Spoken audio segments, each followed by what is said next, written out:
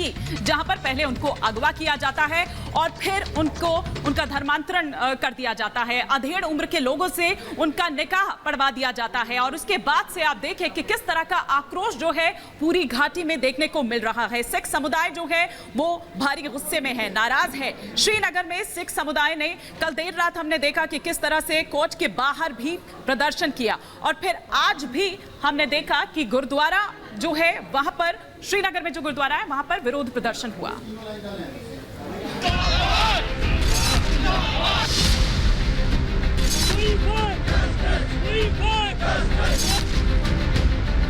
श्रीनगर में 2 लड़कियों के जबरन धर्म परिवर्तन के मामले में सिख समुदाय सड़कों पर है।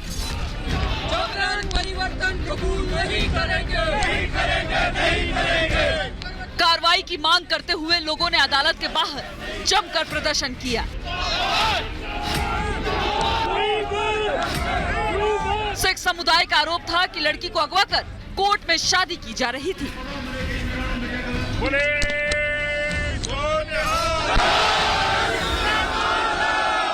हंगामा होने के बाद प्रशासन ने शादी रुकवा दी और लड़की को उसके परिजनों को सौंपा गया।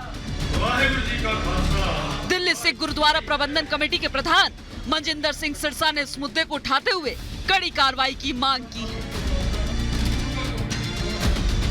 2 बच्चियों का जबरन गन पॉइंट के ऊपर अगवा किया गया, उनका निकाह पढ़ा गया और 50-50 साल के आदमी के साथ पढ़ा गया।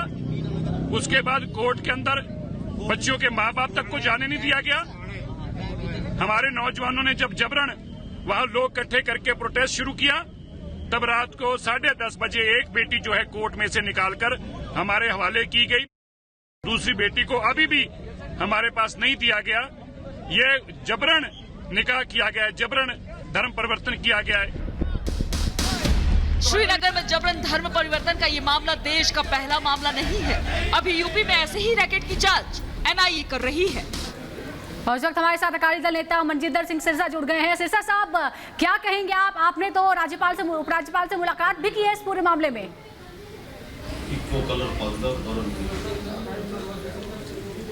जी बिल्कुल, हमने जो ये विषय है ये बहुत गंभीर इसलिए है क्योंकि आप एक उम्रदा आदमी जिसकी पहले से शादियां हुई हैं, बच्चे हैं, उसकी 18 साल 1 महीना जिस बेटी को हुआ हो उसका निकाह पढ़ दिया जाए, उसका धर्म परिवर्तन कर दिया जाए। और सबसे बड़ा जो शॉकिंग है वो ये है कि यहाँ की जो लोअर कोर्ट है उस कोर्ट में जब बच्ची को पेश किया जाए, बजाय इसके कि जज साहब ऐसे लोगों के खिलाफ कार्रवाई करें जो अपनी उम्र की बच्चियों के साथ निकाह पढ़ के वहाँ पहुँच जाते हैं, उल्टा उसकी बच्ची के माँ बाप को कोर्ट में ना घुसे इसकी हिदायत दी गई। बाहर की बच्ची के माँ बाप कोर्ट में नहीं आ सकते। और लड़का जो कि पहले जिसके माँ बाप भी, जिसके 55 साल का खुद है, 60 साल का उम्र अंदाजा देख ली कितनी होगी, उसका परिवार कोर्ट के अंदर बैठा है। ये जब सारी बात यहाँ पे निकली तो हमारे जो समुदाय के लोग हैं, हमारे जो यहाँ के प्रधान हैं, गुरुद्वारा कमेटी है, नौजवान हैं, ये सब लोगों ने कोर्ट को घेरा।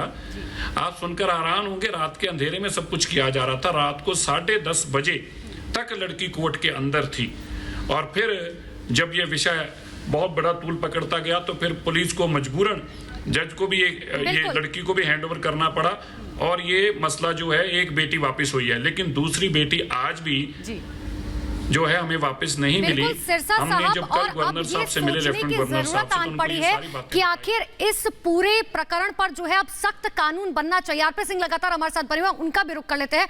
आरपी सिंह जी, एक तरफ श्रीनगर की अगर हम बात करें तो वहां पर हम आतंकवाद से लड़ रहे हैं, दूसरी तरफ देश के अंदर इस तरीके का मामला सामने आ रहा है। अब ऐसा लग रहा है कि बहुत सालों से जो है प्री प्लानिंग की जा रही होगी और अब बहुत जरूरत आन पड़े कि सख्त सजा दी जाए ऐसे लोगों को और सख्त कानून बनाया जाए।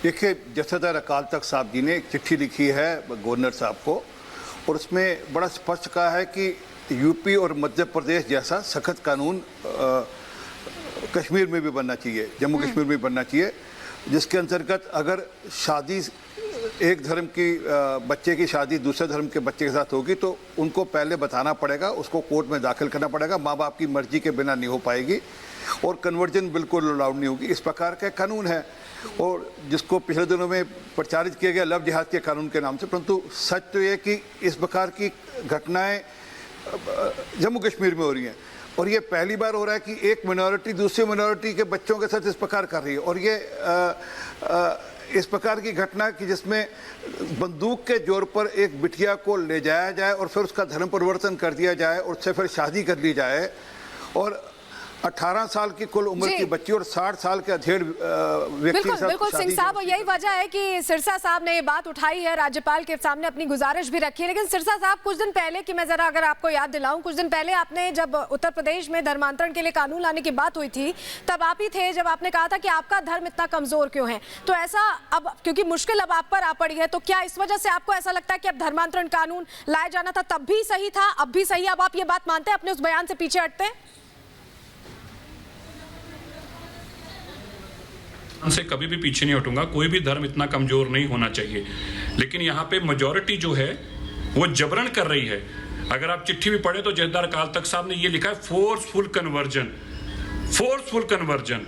मैं आज भी कहता हूं धर्म के लोग, हमारी ये चिंता होनी चाहिए, चाहे कोई भी धर्म, हमारी ये चिंता होनी चाहिए कि हम अपने बच्चों को, अपने परिवार को अपने धर्म में मजबूत करें, हमारा फर्ज बनता है। और अगर हम इसमें कताई करते तो हमारी नालायकी है, ये किसी और की नालायकी नहीं है।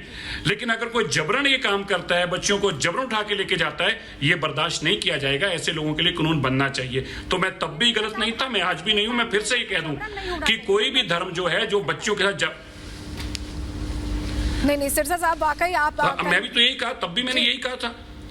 जी जी बताएं मैंने तब क्या गलत कहा था? नहीं सर, मैं ये बस समझना चाह रही हूँ आपसे। देखिए, बच्चियों के साथ जबरन ना कुछ हो। जी, अपनी बात पूरी करिए। बच्चियों के साथ कोई जबरन ऐसा ना करे, गन पॉइंट के ऊपर ना लेके जाए। जैसे आपने अभी देखा, अधेड़ उम्र का आदमी जो है वो 16 साल की 18 साल की बेटी के साथ निकाह पढ़ा जा रहा है।